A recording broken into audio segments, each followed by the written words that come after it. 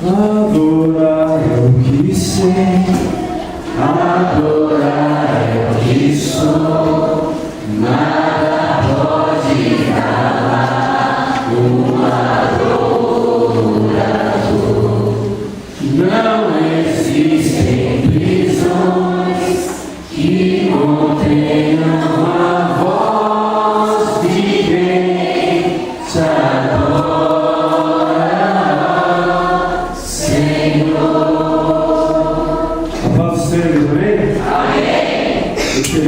Aqui mais uma vez, trazendo uma palavra no coração dos irmãos, que os irmãos recebam em nome de Jesus. Amém. Vamos abrir as nossas Bíblias. Eu quero compartilhar com os irmãos Hebreus 12. Já falei sobre isso aqui na igreja, mas a palavra do Senhor se renova a cada manhã. E há outra revelação do coração do Senhor para a tua e a minha vida. Amém?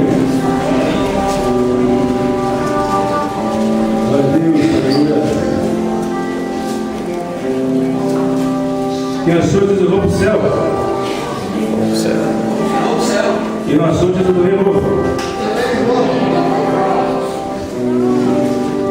Amém? Tempo esgotado, hein? Se não achou, olha no teu nome.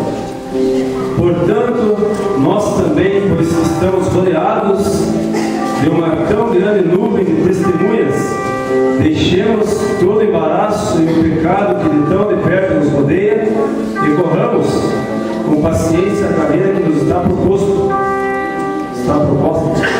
olhando para Jesus, autor e consumador da fé, o qual pelo gozo que lhe estava proposto suportou a cruz, desprezando a afronta, e assentou-se à destra do trono de Deus. Só daí, amém? Vou estar lendo duas palavras, então quero pedir para os irmãos ficarem espertos na Bíblia, e o irmão do telão também esperto no telão. Irmãos, corramos com paciência. Logo podemos ver que não é uma pessoa, porque eu não posso dizer para o galego corramos e dizer para mim corramos. Se eu digo para ele, eu digo eu vou correr. Se o galego diz para ele, diz eu vou correr também. Então, se eu chamo o galego para que venhamos a correr, a palavra vem dizer corramos com paciência. Correr com paciência ali, o autor de Hebreus nos permite relatar que é uma corrida atlética, é um corredor, pode ser, quem sabe, os Bolt, aquele homem mais rápido do mundo, mas aqui ele vem contrapondo que corramos com paciência a carreira que nos está proposta, a Cristo, autor e consumador da nossa fé. Logo percebo e vejo que corramos para o caminho que está mais certo. O corredor, ele tem qualidades que nós cristãos encontramos com muita mais eficácia. Não eficiência, eficácia, porque a eficácia é diferente da eficiência. Se eu sou uma pessoa eficiente, logo eu posso ser empregado e meu patrão dizer assim para mim: Sullivan, vá por favor e veja o preço da laranja, porém eu quero uma salada de frutas. E eu vou e vejo o preço da laranja. Eu sou eficiente, porque eu fiz exatamente o que ele mandou. Mas eu sei que ele quer uma salada de fruta. Então por que eu não ia quitando e não perguntar o preço da laranja, da banana, do abacaxi e do que pode compor a salada de fruta? Se assim eu fizer, serei eficaz. Além do eficiente, eu serei. Amém? Todos concordaram? Todos entenderam? Então, nós cristãos, pelo amor de Deus, vamos pregar em português. O pastor da nossa igreja deu um livro para nós lá, pregue, mas pregue em português, para a gente poder conjugar o verbo da melhor forma possível. Temos as qualidades nossas sobressaem ao de um corredor atlético. O corredor atlético, ele prepara o seu corpo, prepara a sua mente. O seu treino é muito eficiente, porque o treino é exatamente aquilo que ele vai executar. Só que daí tem um detalhe: ele corre contra as pessoas. Talvez seja numa pista de atletismo, desculpa, 8, 10 lugares, dependendo da pista.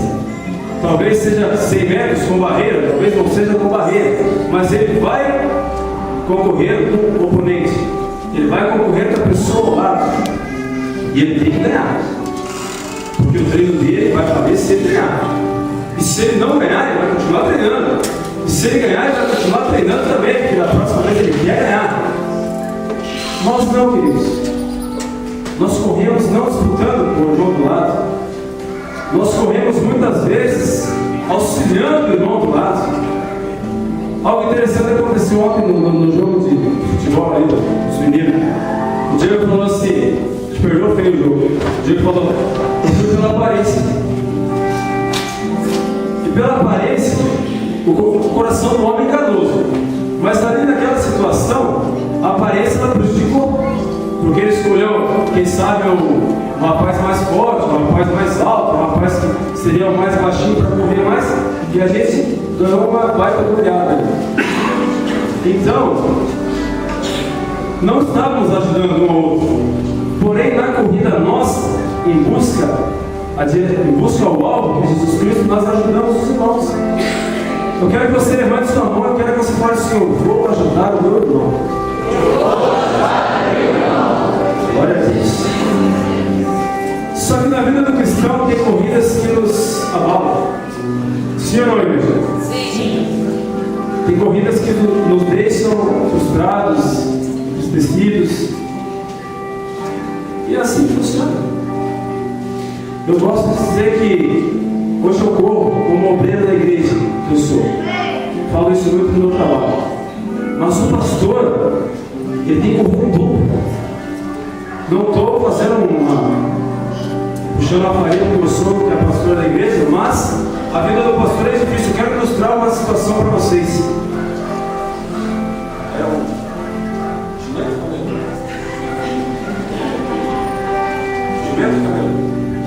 O jumento estava empacado numa praça. E aí, na cidade, eles foram chamar.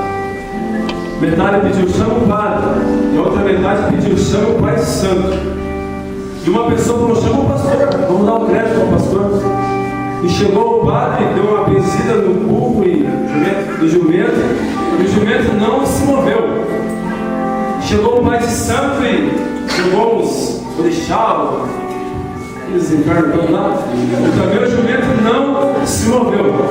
Aí chegou o pastor humilde, aquela calça social, aquele chinelinho dele que estava em casa.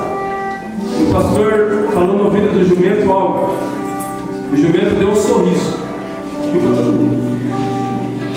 E aí o pastor deu uma pensada, foi lá e falou no outro ouvido do jumento algo novamente.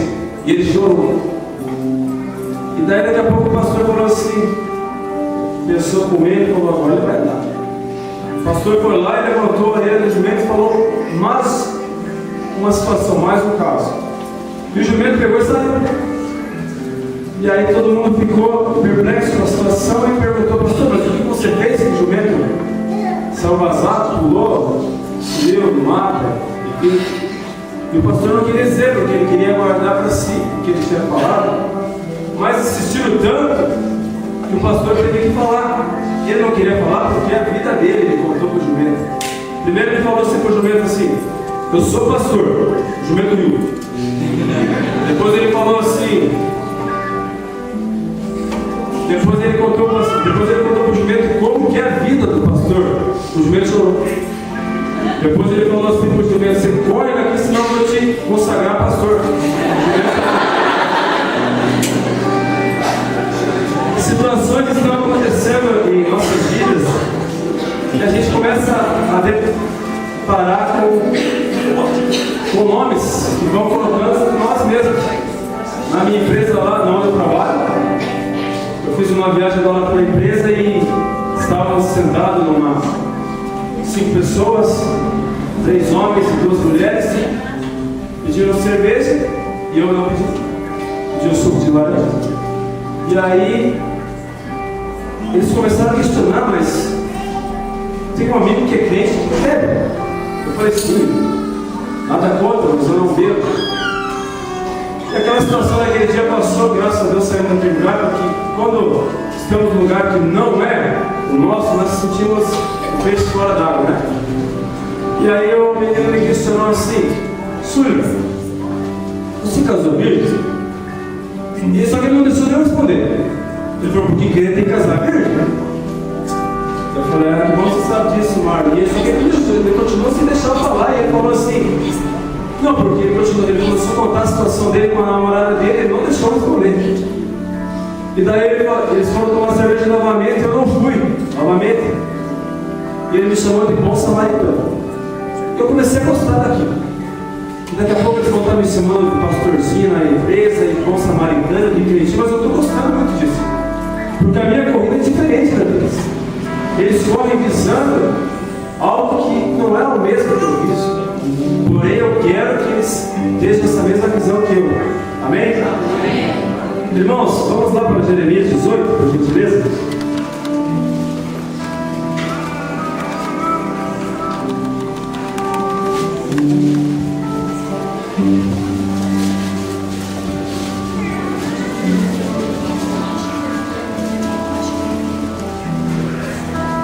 Quem achou? Diz a voz do céu. Quem não achou, também vai.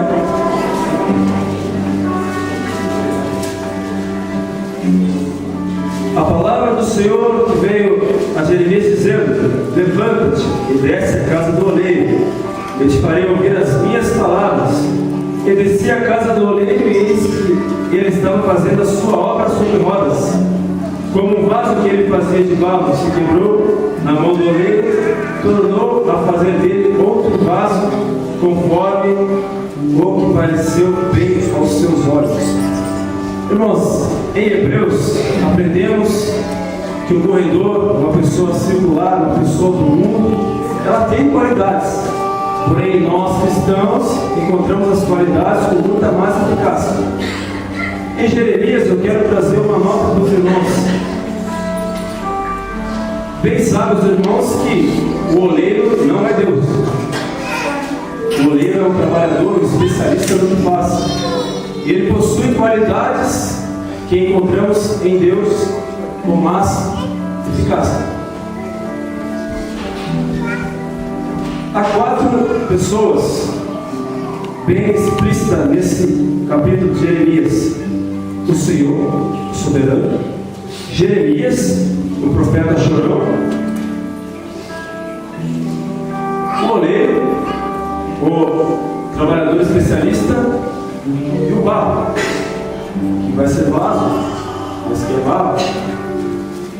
Esse barro ele representa toda a nação de Israel, a nação de Judá, para ser mais exato, que o Jeremias é profetizando. Irmãos, quando falamos de Jeremias, logo pensamos e tentamos adivinhar. Pode analisar quando você estiver na igreja e alguém for pregar e dizer: abre Jeremias, você vai querer logo abrir lá em Jeremias 33:3. Lá diz: clama a mim e responder-te-ei, anunciar-te-ei coisas grandes e firmes que tu não sabes. Mas a nossa mente já quer antecipar o que o pregador vai transmitir. Então já temos uma ideia de Jeremias, assim como temos ideias de Pedro, de João e assim por diante, de Apocalipse. Eu, quando estou na igreja e alguém fala Apocalipse, eu abro de 5:5. Eu acho que ele vai ler 5:5. Não chore, às vezes aqui olhando para o Judá, vai estar. Então vemos que o oleiro ele tem qualidades que em Deus se sobressaem, porque Deus é Deus. E o oleiro é criatura, Deus é criador. O versículo 4 diz: como o vaso que ele fazia de barro se quebrou na mão do oleiro, tornou a fazer dele outro vaso, conforme ele pareceu bem aos seus olhos. Quando o vaso quebra, por que ele não joga fora e não pega outro barro para fazer aquele vaso? Dá para pensar aí? Pensa aí. Ele pega o mesmo vaso quebrado e torna a fazer o mesmo vaso que quebrou, vaso, e torna a fazer o vaso, porque ele é especialista. E tem outra coisa que dá para identificar aqui nesse versículo: ele não está recebendo ordem de ninguém. Se eu, você ou todos nós que trabalhamos de empregado, acontece algo, quebra uma peça, temos que perguntar ao superior se pegamos outra peça ou trabalhamos com aquela de improviso. Ele não pergunta nada a ninguém. Ele pega, como diz o versículo 4, bem que pareceu aos seus olhos fazer, e ele torna a fazer aquele vaso. A característica do oleiro é simples. Ele é especialista. E ele não desiste do vaso. Da mesma forma que ele não desiste do vaso, Deus não desiste de você. Da mesma forma que o vaso se quebra, nós também se quebramos. Quanta gente chega aí pela porta da igreja totalmente quebrado, arrebentado, e Deus começa a fazer um novo vaso. A característica do barro, que ele pode se transformar em vaso. Há na natureza, já falei isso também aqui, 206 tipos de barro, dos quais só 4 servem para a matéria-prima, para a fabricação do vaso. Eu quero profetizar sobre a sua vida nessa noite. Levanta a mão para a gente. Você é o vaso. Você já foi o barro, mas é o vaso. Gente, assim como disse o conhecido Jeremias, desce a casa do oleiro. Se ele desceu a casa do oleiro, ele estava num patamar de pessoas, no nível de uma boca, talvez. E a casa do oleiro, ela seria o que? Uma oficina de vaso. Logo eu tiro mais uma lição disso também. É necessário que você desça, para que você veja o barro se transformando em vaso. Quero dizer para os irmãos também que se aprendemos que o corredor ele tem qualidades em nós cristãos, as qualidades sobressaem, o oleiro tem qualidades em Deus, encontramos com muita mais eficácia. Logo eu quero profetizar sobre a sua vida, que qualidades de crente tenham a se sobressair na sua vida. Seja onde você estiver, seja como for, do jeito que for, seja crente, seja diferença nessa terra. Com certeza os frutos vocês vão colher, em nome de Jesus. Amém. Glória a Deus. Cumprimento a igreja com a paz do Senhor, amém? Amém.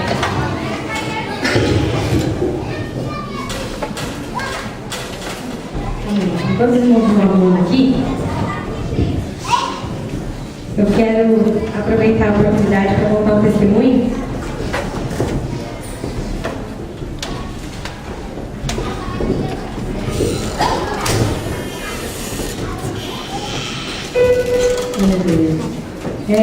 Quem me conhece aqui já sabe da história, mas eu vou aproveitar a oportunidade porque é para honrar o nosso Deus.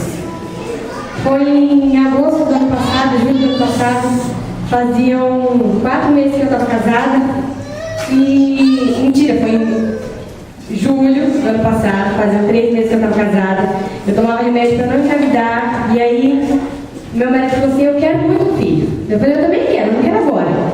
E aí a gente conversa vai, conversa vem, né? O sacerdote prevaleceu. E aí a gente decidiu que eu pararia de tomar remédio para engravidar. E aí eu fiz isso, porém o Senhor, nossa, eu falei assim, mas não vai ser de qualquer jeito. Vamos fazer uma campanha de 30 dias de madrugada, eu e você, para que corra tudo bem na gestação. E aí eu fiz, nós fizemos a campanha e eu engravidei no meio da campanha. No meio da campanha eu estava grávida. Aí, isso foi em julho, chegou em comecinho de agosto, eu descobri que eu estava grávida. E aí foi aquela alegria toda, aqui com o meu pai, o vô chorou, a avó também, todo mundo ficou feliz. E passou, e eu tinha muitas dores, eu tinha sangramento, tinha dor. E foi um dia eu estava no culto, foi numa quinta-feira, e um milagre, assim, que eu achei mais interessante para mim, no meu âmbito dessa história, é que meus pais nunca tinham ido na minha casa. E no dia que eles decidiram ir, eles chegaram no portão, sem exagero, eles chegaram no portão, eu fui abrir o portão e senti dor. E foi instantaneamente, eles estacionaram o carro e comecei a sentir dor. E eu já estava indo para o culto, porque a visita não me atrapalha ir para o culto, nem meu pai, nem minha mãe. E aí eles chegaram e eu falei, ó, vou para o culto. Eu falei, então tá, chefe, vou descansar. Se ele ficar aí, só vai me vai, convidei uma amiga minha, fui pro culto com muita dor. Cheguei lá, aí parece que Deus fez tudo certinho, que deu, o pastor fica, mais um louvor, mais dois, mais três, e eu com muita dor. Aí o pastor acabou decidindo pro culto. E aí eu já não estava aguentando de dor, assim, quase ajoelhando lá, porque muita cólica e sangramento. Aí o pastor falou, vamos subir mais um louvor para cantar. Eu falei, oh meu Deus, eu não consigo nem andar. Aí fui lá e cantei, vou seguir os passos de Jesus, vou levar minha cruz, não sei o que e tal, cantei. Aí o pastor começou a pregar sobre família. E eu, meu Deus, amém, recebo essa pregação e tal. E aí a minha amiga que estava do meu lado falou assim, tá, você está sangrando, você está com dor, você está grávida, tem que ir para o hospital. Eu falei, eu não saio daqui antes da bênção apostólica, porque Deus vai cuidar de mim e da minha família. E aí, meu pai ficou no púlpito assim, filha, mas você tá bem? Não sai daqui antes da bênção apostólica.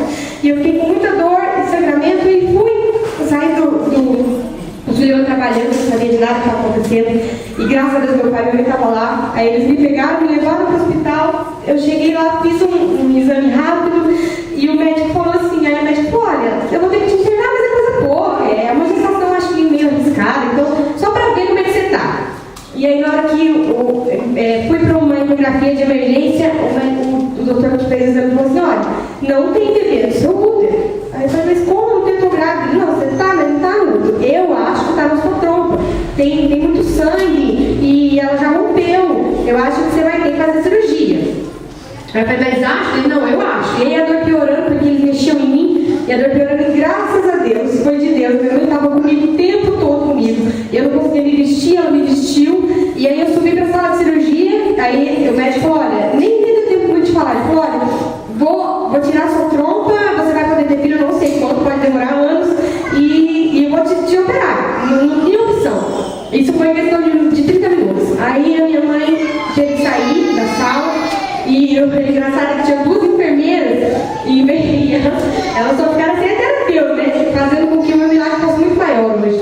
E elas ficavam assim, nossa, você viu como é que ela tá forte? Como você tem? E eu morri de dor, consegui nem falar com elas, eu 18. Ela falou, meu Deus, como você é forte, você está perdendo filho mesmo?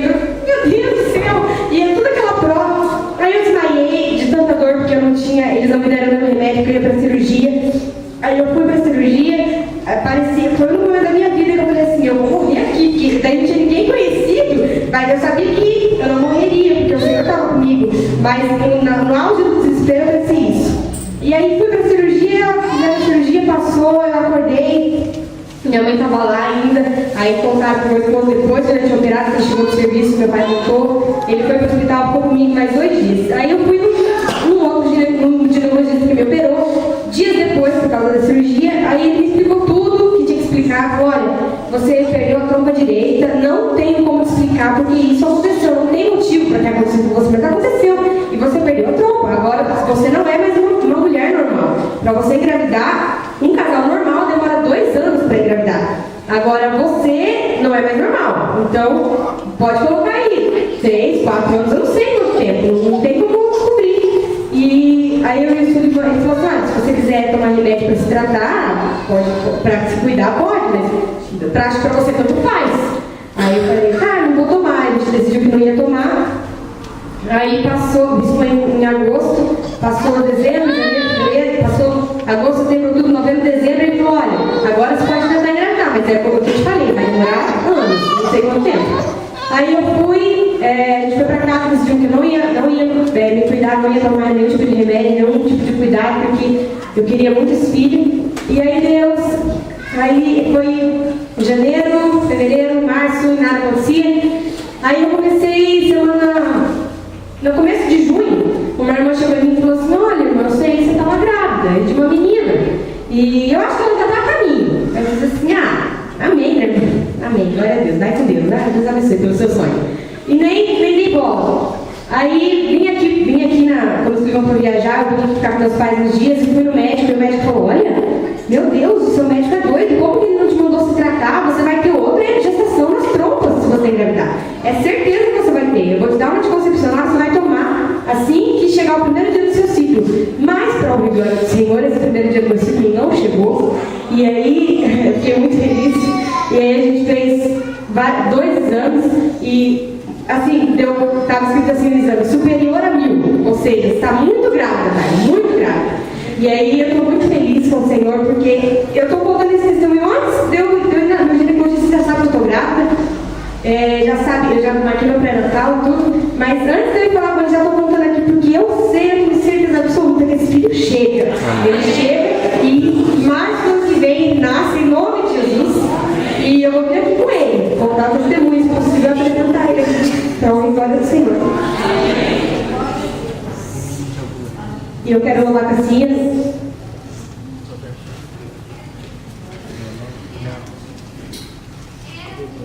Porque o meu Deus foi advogado fiel na minha vida. Amém.